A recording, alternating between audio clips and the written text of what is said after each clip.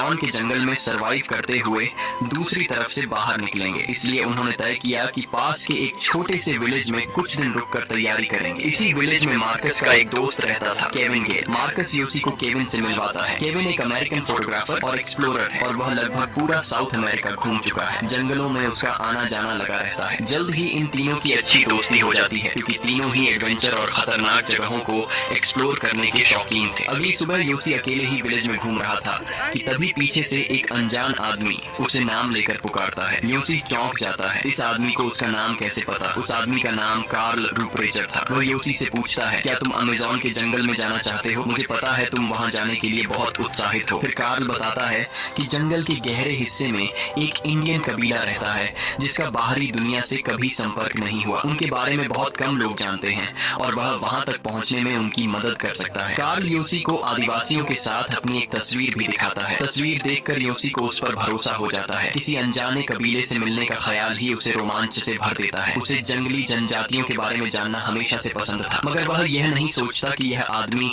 असल में कौन है और बिना वजह उसकी मदद क्यों करना चाहता है। उत्साह में आकर यूसी तुरंत कार्ल के साथ जाने का फैसला कर लेता है। घर लौटकर यूसी यह सारी बात मार्कस और केविन को बताता है। वह बेहद एक्साइटेड था। वह कहता है कि अगर हम कार्ल के साथ जाएं तो हम उन लोगों को देख सकते हैं जिन्हें दुनिया के किसी इंसान ने कभी नहीं देखा। मार्कस तुरंत जवाब देता है, क्या तुम पागल हो?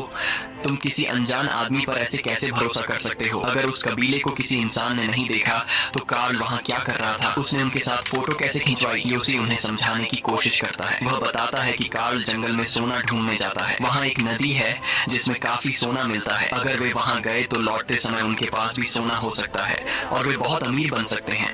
लेकिन केविन और मार्कस को उसकी बात पर जरा भी भरोसा नहीं होता। तब यूसी कहता है, कल तुम दोनों खुद